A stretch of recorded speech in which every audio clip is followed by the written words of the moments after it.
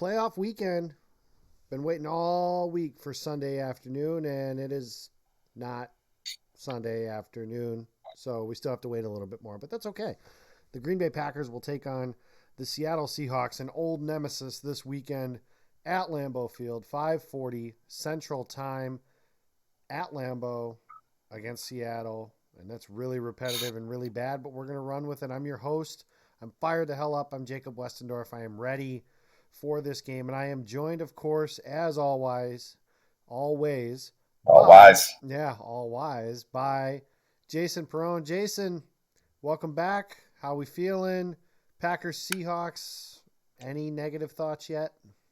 I feel like I need to make an owl sound like a hoot hoot. The all wise Jason Perone. That's There you me of go. Cheesehead TV. No, man. It's because it's at Lambeau Field, and this is Russell Wilson's personal house of horrors. So no, I don't have any. I don't have any of that drama or those issues. I will stop moving the camera around. I promise. I'll get comfortable here and settle in. But no, I'm feeling pretty good. And again, I was the one that kind of pushed back on the don't feel entitled. We should just appreciate what we have here, appreciate the run. I mean, the reality is, for the first time in over 1,000 days, we have the problem of worrying about a game in January. So I do enjoy it, and I may not feel that way if it doesn't turn out the same on Sunday, and I may not be singing the same tune. But for right now, I'm feeling pretty good. Yeah, so am I. Real quick here before we get into the main event, which of course is Packers and Seahawks. Let's go a little bit around the NFL here just to start. We have the Vikings taking on the 49ers in San Francisco. The nightcap on Saturday will be the Baltimore Ravens taking on the Tennessee Titans. The game before the main event will be Kansas City against the Houston Texans. So Deshaun Watson against Patrick Mahomes, for those of you that are into those sorts of things. Jason, just really quick, of those three games, who do you like to win and why? I got to go with the Ravens, although I think the Titans are going to give them a better game than we think because the Ravens are the best team in football right now. I like the Kansas City Chiefs at home over the Texans. I don't trust the Houston Texans on the road, although I think the quarterback matchup is going to be great there. I, for selfish reasons, have to hope that Minnesota pulls off the upset. I don't think that they will, but I have to hope that they do because if they do, then I might get on an airplane, a jet plane next week. So, but I'm gonna, if I'm putting money on it, I'm going with the 49ers. So it's a home team sweep, and then we'll save our game for later in the show. Yeah, I like the home teams also. I think the Titans can give the Ravens a game as well, like you mentioned. The one issue I have with picking the Titans is just the thought that the way the Ravens play, they say, oh, they could be rusty early, but the way the Ravens play isn't really conducive to getting rusty. Running the ball and playing defense, which are the two best things they do, and they have a really good passing offense and a really good special teams, and they do everything well, honestly. But at the core, the Ravens are a run the ball, play defense team, and that's the most basic infrastructure of football. Those are things that you don't really get a whole lot of rust with, or if you do, it's not all that noticeable and you can still be productive off of it. Whereas if you're rusty in a passing game and you're a pass happy offense, we've seen what that looks like with Aaron Rodgers here, uh, with the Green Bay Packers in past playoffs. The 2011 game against the New York Giants comes to mind. Well, that game was actually played in 2012, but that game against the Giants comes to mind, for example. Um, but yeah, I mean, I like the whole. I think Kansas City's going to blow Houston out of the water. Um, the only way I can see that game being close is if Deshaun Watson just plays Superman.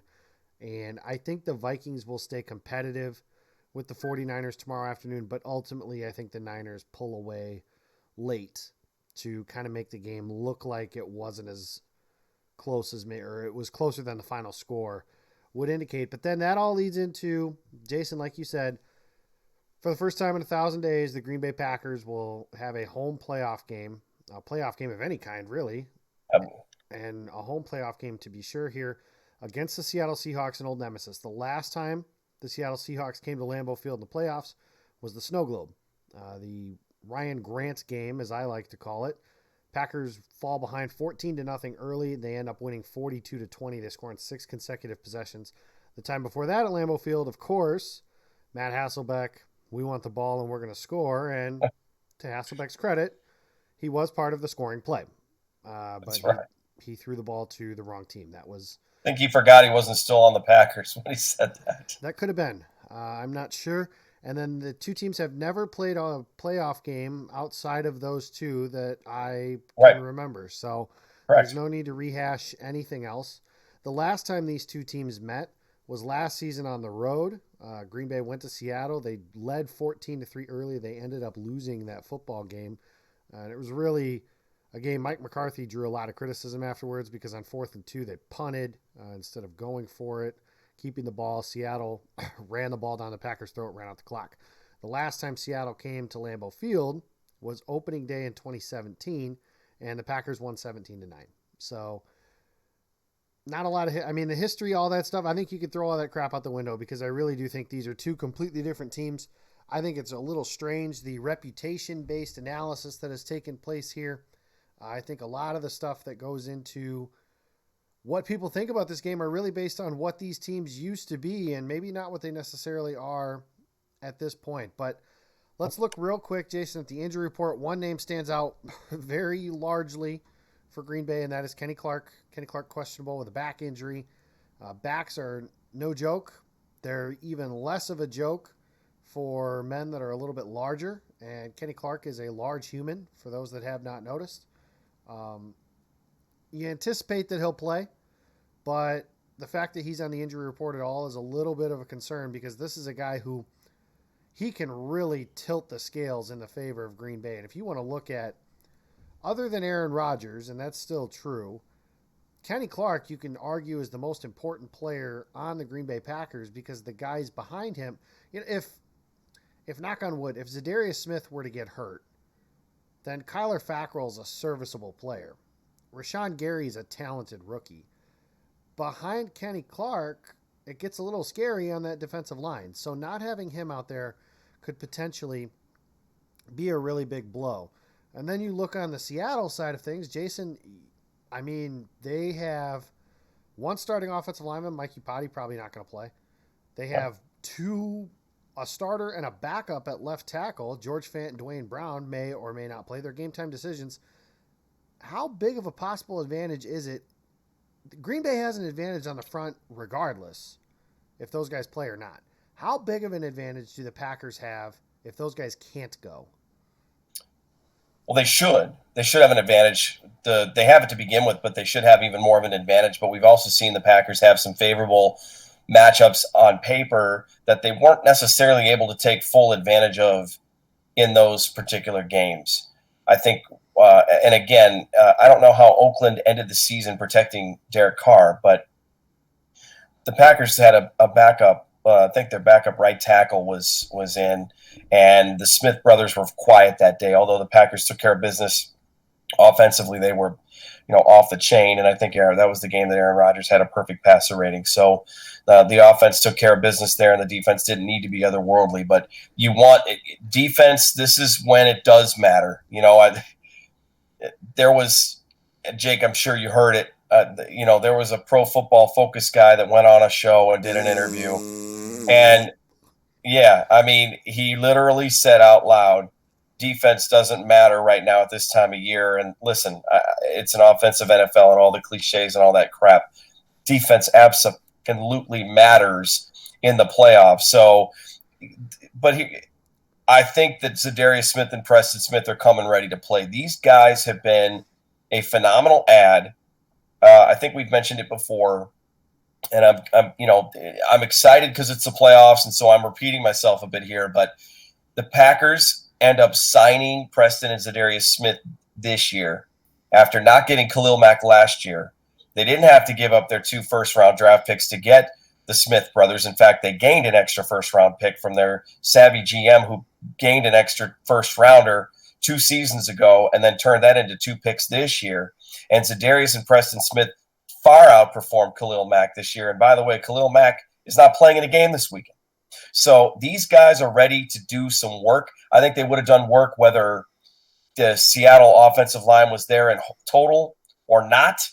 They should absolutely eat right now. And with Kenny Clark out, Montravius Adams, unfortunately, hasn't been what we hoped he would be by now. At this point, he didn't really make much of an impact this season. Tyler Lancaster has made a couple splash plays. He's got an illness, so he's possibly questionable to play or may not be at 100%. Does Rashawn Gary then become a bigger factor? He's a guy that you can line up on the line. Does he come in and get some snaps? Is he a big body that they have to use? Because now they have to move some things around. Do they move Z into the middle? They move Z into the middle, and is Rashawn Gary your outside guy? Now, that's the nice thing about this game is the Packers have options. You mentioned Kyler Fackrell. I think we'll see a lot of Kyler Fackrell because he was a huge factor in the game against Russell Wilson, and he had a great statistical game, but I think that was more credit to Mike Pettin and the scheme for what they asked him to do. And fortunately, they have a guy who can maybe try to mitigate what the Seattle quarterback likes to do, which is everything but what the original play call asked for. Well, yeah, that'll be interesting how they combat that because, like you said, they do have some options. I hadn't considered Rashawn Gary potentially getting more snaps and moving goes around. I think you'll see plenty of the Zadarius Smith Rover stuff. I think you'll see plenty of Kyler Fackrell. Andy Herman made a really good point about him potentially being a spy on Russell Wilson throughout the course of this game. But, I mean, that's where I really think Green Bay's advantages lie on both sides of the ball is up front, the line of scrimmage, because their defensive line and defensive front is better than Seattle's offensive line, which even at full strength. So the fact that they're banged up, bigger advantage Packers. On the other side of the ball, the Packers offensive line, as has been noted several times this year, is number one in pass block win rate. Now, these numbers you can take for what they're worth. Regardless of the numbers, David Bakhtiari, Brian Bulaga both played very high level this year. Elton Jenkins, very high level player this year. Billy Turner, a serviceable right guard, and Corey Linsley is a pretty good center. That's a really strong starting five along the offensive line. Then you add in the fact that I know Seattle had a big week last week, but it turns out they were playing a sitting duck in Josh McCown, who probably shouldn't be playing anyways, and tore his hamstring in the middle of the first half. I mean, that's awesome. Shout out to Josh McCown for gutting through that, but a lot of Seattle's success last week really was based on the fact that Josh McCown couldn't even pretend to move at any point in the game. So I know there's concerns about, well, what if Rodgers holds the ball too long? Well, he's going to have the time to do that anyways because the Seattle Seahawks are 32nd in the NFL in terms of pressuring the quarterback. And Jason, how many teams are in the NFL? That would be 32. Okay, 32. so they are the worst team in the NFL at pressuring the quarterback. They do have some good players, obviously. Ziggy Ansah is questionable. He's given Green Bay some trouble in the past. Jadeveon Clowney is the big name, obviously. They made a big trade for him this offseason. So he was able to do some stuff last week against Philadelphia, but he really has been somebody that's kind of been touch and go most of the year. There's been discussion of whether he runs hot and cold anyways. I just can't see Seattle putting pressure on Aaron Rodgers. And if they can't do that, then you better be able to stop the run. And they're 26th in rushing defense according to DVOA. So that is opponent adjusted. And there's 32 teams, like Jason said, so that's sixth from the bottom. So they don't stop the run. They don't pressure the quarterback. And then you add in another thing that I learned today, and that is they are 31st in the NFL at yards given up to teams opposing top receivers, or opposing teams' top receivers. Well, but Jake, I just want to remind you, despite all these facts that you're throwing out there and all these numbers, that at least the Seahawks aren't the fraudulent 13-3 or 12-4 team that the worst 13-3 team ever. That's right. I forgot about that. Even though there was a 13-3 team that played last week. And what time did they play on Saturday or Sunday, Jason? I didn't see that. New Orleans, this amazing 13-3 team that didn't deserve a wild card. What time do they play Sunday? Yeah, they play at golf tee time 30 on Sunday. Oh, they're not playing football? There will be no football in New Orleans. No, Who dat? So maybe Vikings dat, Kirk Cousins dat, apparently. Anybody dat, apparently, going into that Superdome. That's their second consecutive playoff loss at home, which I find hilarious. And as I've joked several times through this week, it really is a shame that Sean Payton is continuously allowed to waste the career of Drew Brees. So there you have that. But anyways, that's beside the point.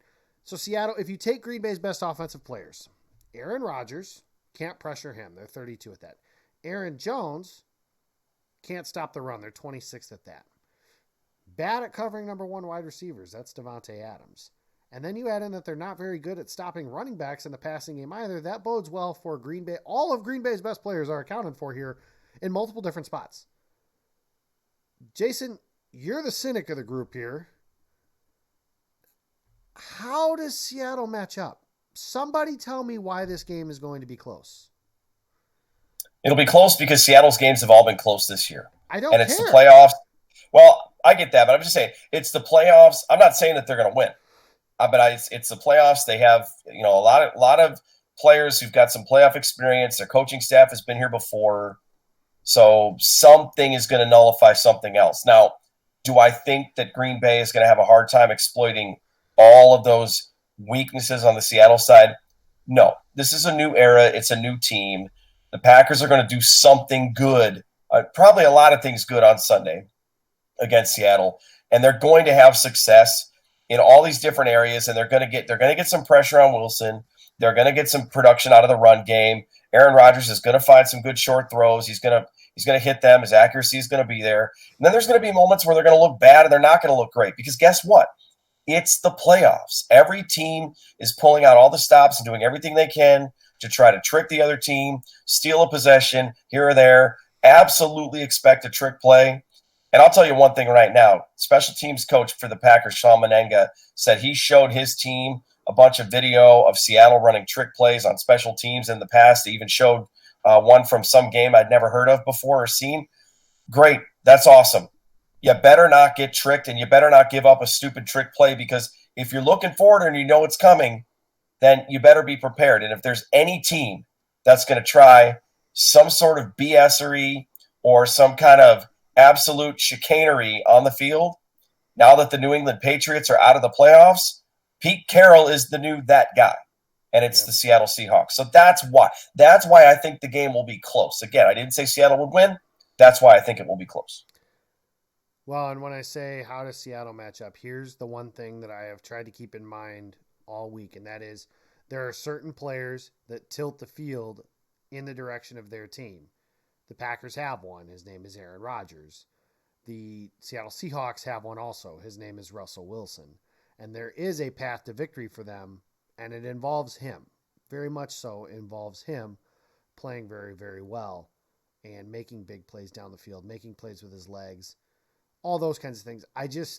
Looking at these matchups, I just don't know how Seattle can be so deficient in all those other areas, match up so poorly in all those other areas, and allow Russ to play that well and be in a position to do that. So looking into the playoffs, Jason, I mean, there's always some guys that are some unsung heroes, X factors, things of that nature. You know, the last time the Packers won a playoff game was against the Dallas Cowboys. Micah Hyde made a huge interception on that play. He wasn't exactly a star for the Packers at that point, a really solid role player, but not a star. Richard Rodgers had a big touchdown.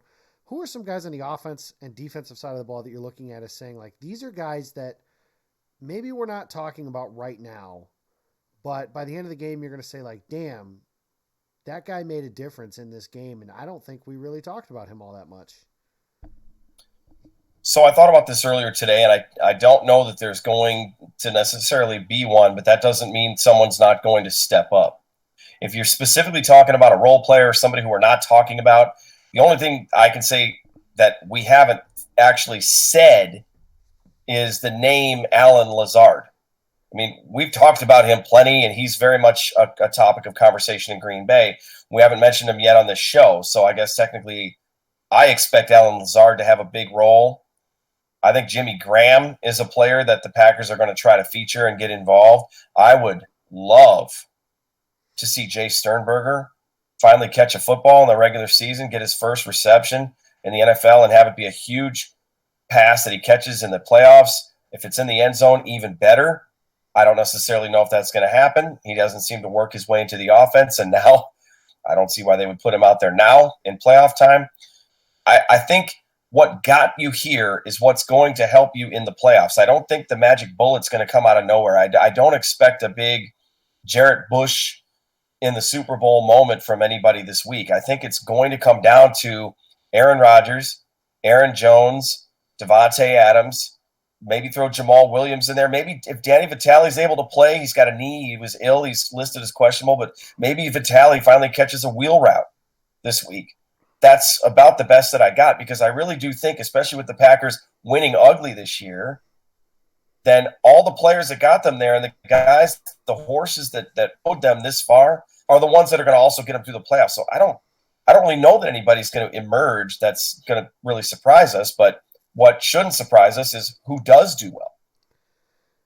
That's fair. I think on the offensive side of the ball, a name I came up with earlier is Jamal Williams. And he's not necessarily an unknown player or anything of that sort. It's just that he's in the backfield where he's the less explosive player with Aaron Jones.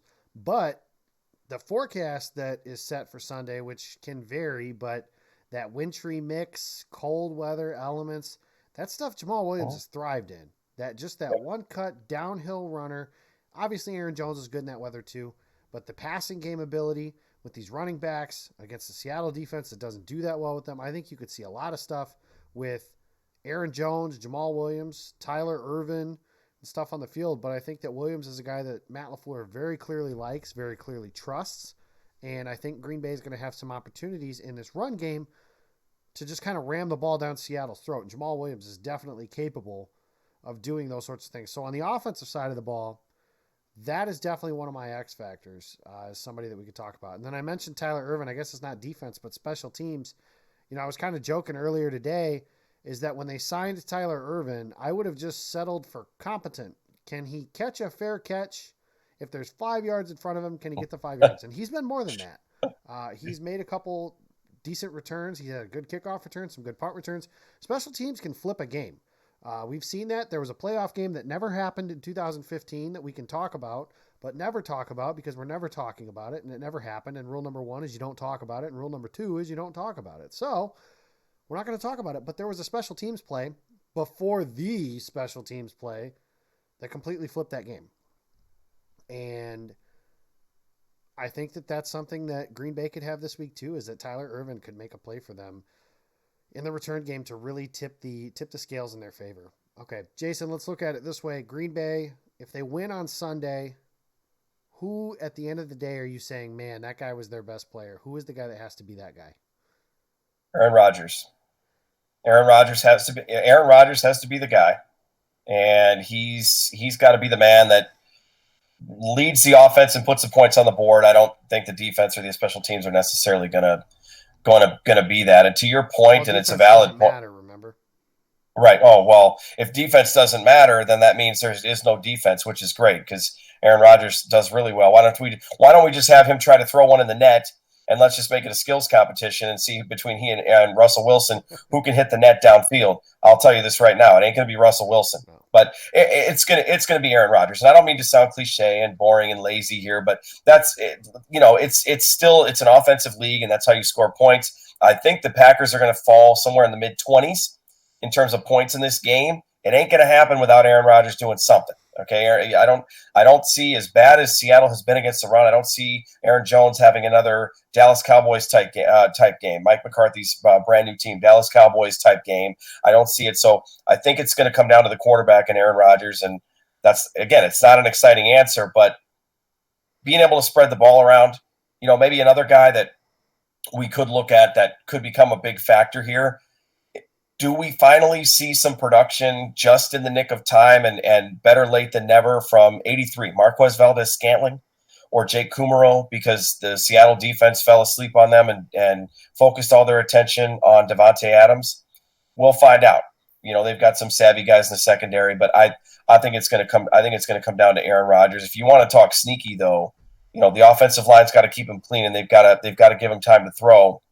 Jadeveon Clowney is still very much a thing, although I think it's interesting. I'm going to be curious to see how closely the officials are calling this one, because after last week's play where Clowney sacks Carson Wentz, whatever your opinion was on that play, it's going to heighten the awareness of the officials. So does he kind of, you know, does he take a quarter of a step off of his game? And, you know, Ezekiel Ansah is on the questionable list as well. So if he's going to play, he's not going to be 100%, or he may not play at all. So you've got to give Aaron Rodgers time. If you do, he's said all the right things in the media. The most important thing to him right now, he says, is winning a Super Bowl. Well, if that's the case, bro, you got to hit your open wide receivers. Yeah, I mean, obviously Aaron Rodgers has to play well. I really don't think that if the Packers are going to get to and ultimately win a Super Bowl, I don't know that Aaron Rodgers has to be like 2014 Aaron Rodgers or Right. 2016 Aaron Rodgers, Right. but he has to be more consistent than the guy that we've seen for some of this season as well. My answer is actually Kenny Clark. And I say that because I think he can control Seattle's running game almost single handedly and ruin that. Seattle wants to run the ball. If they could, they would never throw it, which is strange to me considering who their quarterback is. But I am not Pete Carroll, so I'm not going to argue with him in that regard. But I think that Kenny Clark has the ability to push the pocket and allow the Smith brothers to get home on the edges because eventually you know that Russ Wilson is good at finding those escape lanes and being able to do some damage with his legs. But if Kenny Clark can push the pocket, they're going to be able to limit some of those big plays down the field that Seattle does do well at creating big plays. That is one matchup that they do have. Green Bay has struggled this year at preventing big plays. Better in recent weeks, but certainly not a shutdown defense in terms of preventing big plays. So there are some possibilities there for Seattle. But I think if Kenny Clark wrecks that game up front, Seattle won't be able to run the ball as much as they would like to, and he'll push the pocket and be in Russell Wilson's face, and Wilson can't escape. There will be nowhere to hide. Jason, pretty simple. Like you said, Green Bay wins. They have a chance to host the NFC Championship game, depending on what happens tomorrow afternoon. If they lose, obviously they go home and the season starts, or the offseason starts much earlier than we anticipated. It's Green Bay, it's Seattle, it's a postseason game. Simple question: who wins? It's a home team sweep. Packers are going to win this game, and it's going to be by a score of, I'll go 24-20. And I think what happens is it's going to be a typical Seattle Packers game where Green Bay ends up with that 24-13 lead, 24-10, and it stays that way for a while, and the Packers aren't able to put some more points on the board, but Seattle's offense is equally as anemic because for some reason, and I love it, Lambeau Field is a black hole for Russell Wilson. And then all of a sudden, the Seahawks score a late touchdown, which puts them within striking distance, and they have, their only hope to make a game of it is to try a certain special teams type of play. And I'm telling you right now, they've used all 9 of their lives already on the Green Bay Packers. It ain't happening again. So the Packers win in this game. 24-20 is my final. They move on to next week. Then the only question is, do we have to go back to California to try to get over the impossible hump, or do we have a home game? Fair question. I'll say this: if there's an onside kick attempt by Seattle in that stadium, I'm throwing my phone in the stands somewhere because I don't want to know what anybody's saying, thinking, whatever. No way. Don't want to see it. Have no desire to look at it. I will run over to the Packers sideline myself and tell them if one of you in the front line tries to field the ball, trust me, it ends poorly. So please don't do it. Oh. So there's that. In terms of this game, I think I've made my feelings very clear. When Wild Card Weekend started, I said I thought the Packers matched up the best with the Seahawks. And I still believe that. New Orleans obviously lost. We don't get to see that opportunity. The Eagles lost. I think Green Bay, that actually might have been, in terms of matchups, assuming some guys were healthy, obviously, might have been the worst of that entire group. So, with that being said, Seattle can't run the ball. They don't have any running backs left. That's one of Green Bay's weaknesses on defense. Jacob Hollister is a decent tight end. He's not George Kittle. He's not going to be able to ruin a game. Kevin King matches up pretty well with DK Metcalf. Jair Alexander matches up pretty well with Tyler Lockett. Tramon Williams is awesome. Seattle can't block. Green Bay leads the league in pressure. Seattle can't pressure the quarterback. Green Bay has Aaron Rodgers. Seattle can't stop the run. Green Bay has Aaron Jones. Seattle can't stop running backs from catching passes. Aaron Jones and Jamal Williams are both very good at it. Seattle sucks against guarding team's number one wide receivers. Devontae Adams is one of the only guys in the league that Aaron Rodgers trusts exclusively.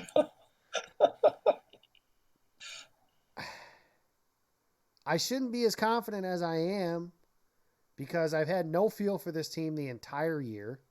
I picked them to win close against the Giants. They blow them out. I pick them to blow out the Redskins. They win by 5. I pick them to get their ass kicked by Minnesota in Minnesota, and they win by double digits. I picked them to run away against Detroit, and they have to win on a field goal at the buzzer. I think Green Bay wins this game 27-14. I don't see a path to victory for Seattle. I think if they're, and I know this from experience because we've watched it for years. For those of you out there who are Billy Madison fans, you're probably reveling very much in what Jake just said. I just want to throw that out there for our older members of the audience. What Billy Madison reference? You might have to go back and watch that one, brother. Yeah. I know from experience. Oh, yeah. Okay. I'm kind of looking like Chris Farley here, I guess. R.I.P. No, you don't look. First of all, I can't see you, so I have no idea if you look like Chris Farley or not. I'm going to go with not. But yes, carry on. We have plenty of experience. Plenty of experience in knowing that if your path to victory is starting quarterback pulls a rabbit out of his ass, that's not a great path to victory. That's how Green Bay had to win a lot of playoff games in the early 2010s. I'm telling you, the rabbits and the rabbit's feet and the everything has been used. All 9 lives have been exhausted. Yeah, and it's time to exercise that goddamn demon. I'm telling you, the horseshoe stuck up Seattle's ass when it comes to playing the Packers in the playoffs that stems from 5 years ago. It's done. It's over. This is not that team anymore. There is very little to fear about the Seattle Seahawks team. They don't have our number. Green Bay has won the last 3 times they've played at Lambeau Field, and frankly, rather convincingly all 3 times. Well, Jake, you know what? In all seriousness, there are more Packers that are still on the roster from that season than there are Seahawks. I mean, Seattle doesn't remember how great that was because none of the guys that were in that game are still on that roster outside of Russell Wilson. There's a few. And I mean, like literally, if you can fill up one hand's worth of fingers, I'm shocked. That's my point. Every single bit of analysis in the national media, the analytics, which is funny because the analytics calls Green Bay fraudulent, but the analytics actually hate Seattle more than they do the Packers, but we don't talk about that. Every bit of national analysis on this has been reputation-based. And the reality is the roles have flipped because 5 years ago, Seattle didn't need Russell Wilson to play well to beat the Packers. Quite clearly, he played one of the worst games of his career when they faced off on that fateful day in Seattle. He was awful. Green Bay needed Aaron Rodgers to play great for them to beat Seattle. He didn't. They lost. Now, granted, they probably should have won. That's all beside the point. I don't want to dig up dirty laundry. But the roles have flipped. Seattle needs Russell Wilson to be that dude if they're going to win this game. Green Bay doesn't need Aaron Rodgers to do that. Now, it would go a long way if Rodgers plays like Aaron Rodgers, the one that we know, playoff Rodgers. Yes, that would help. But Green Bay doesn't need that. Their margin for error is much larger. Whereas with Seattle, like I said, it pretty much is, hey, Russ, go make magic happen, kid. And he can. The problem is Green Bay's got matchups to neutralize that. The corners on their receivers and all pros, Zadarius Smith, Super Smith brothers, Kenny Clark, chasing this dude around and making his life a living hell. I mean, I'm not going to be happy to eat crow if Green Bay loses. And it's very possible they win a one-possession game. And I can tell you, if it's 24-20 and the Seahawks have the ball with less than 2 minutes left, I'm going to be shitting a brick because that is when Russ throws a touchdown pass and rips my heart out. I know that. I just don't think it comes down to that. I think Green Bay I don't know wins. I don't know who he's going to throw it to, but okay, I'll ride with it. It just seems that way. I don't know, but I think Green Bay wins. I think 27-14. Like I said, I just think Jason says it all the time. This game is all about matchups. Matchups. All the matchups favor Green Bay, or a vast majority of the matchups favor Green Bay if you want to get into semantics. I think Green Bay wins. And I think they're going to be playing for the NFC Championship next week. I think they'll be playing in Santa Clara, California, because the San Francisco 49ers are going to beat the Minnesota Vikings. And we'll have another game to talk about before having to talk about the offseason, which, what more can you ask for? Well, one other thing before, because I feel a sign off coming here, and one other thing I wanted to mention too that we haven't talked about that could potentially be an X factor. And you say a path to victory for Seattle. It's going to take yeoman's work for that to happen. But one thing that I do think the Packers need to be careful of, I talked about tendencies, and the things that got you to this point will manifest themselves in the playoffs. And that goes for on both sides, good and bad. One thing the Packers absolutely have to do, and I don't see them having multiple problems with this, but it's ball security. They've had a lot of problems with fumbling the second half of the year. Geronimo Allison, every time he gets the ball in his hands and he actually does something with it and gets us excited for a second, 2 minutes or 2 seconds later, way to fix that. The ball's on the ground, right? Keep his shoulder pads and his helmet away from him. But the ball's on the ground. Jimmy Graham had a fumble against the Vikings. The Vikings could have had yet another turnover in that game that they somehow squandered away to the Packers. Aaron Jones put the ball on the ground. Aaron Rodgers has turned the ball over. Devontae Adams had a fumble.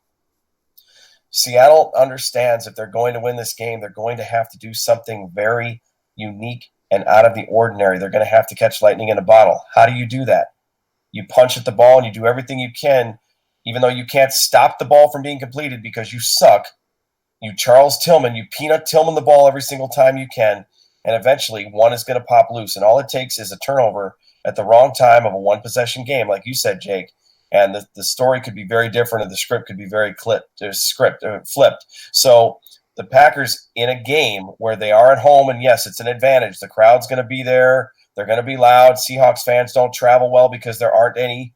And those that are fans have only been fans long enough. They don't understand how to go out and be on the road, right? They're not old enough to drive and get to Lambeau Field. But it's going to be cold in cold weather games. It's just one of those things. You're wearing extra layers. You're trying to protect yourself from the elements, and some of those things make the ball a little bit more slippery. The ball security, the Packers have to take care of the ball after the handoff, after the catch. Absolutely. And I couldn't let us sign off without mentioning that because I don't want to be saying I told you so in less than a week from now. You're right. Turnovers are the ultimate equalizer. I think that, that's how teams that don't have the advantages create one, is creating turnovers. The good news is, for the most part, I know Jason mentioned some issues, but for the most part, Green Bay's done a very good job at protecting the ball this season. Aaron Rodgers isn't going to throw interceptions. It's just a matter of if the guys don't fumble. And it's really a blessing that the Packers are able to say that year in and year out. I know that Rodgers' risk aversion comes up often, but really it is something that you can feel confident in, that at least he's not going to throw the game away. Now, there are other things that you can certainly point to in terms of flaws in his game, but that's really beside the point. You're right. Turnovers can change this game, especially because on the other side of the field, Seattle's the same way. Russell Wilson doesn't throw a lot of interceptions. He really doesn't turn the ball over in general. So this might be one of those games where you're not going to get that extra possession that way. So you're going to have to win it straight up, if you will. So that's that. That's how it is. That's how it's going to be. The Packers are going to play for the NFC Championship because Jason and I both have them beating the Seattle Seahawks and sending them back to that stupid stadium with that stupid stolen flag, and the whole pack of Badgers is going down on Sunday evening. And you know what they can do with their idle time over this next couple of weeks while they have no football to play is somebody can go and figure out what the hell a Seahawk is. Yeah, I'm still not sure what that is either. So they'll have plenty of time. Good for them. I wish them luck. I hope that they have plenty of idle time to figure that out, and Pete Carroll can find another gum sponsorship or something like that. I don't know. I don't care. It's hate time, guys. It's ready. It's ready to roll. If you're going to the game Sunday, make some fucking noise. I don't have a better way to put that. I don't want Russell Wilson to be able to hear himself think, let alone communicate to his young receivers. Make some noise.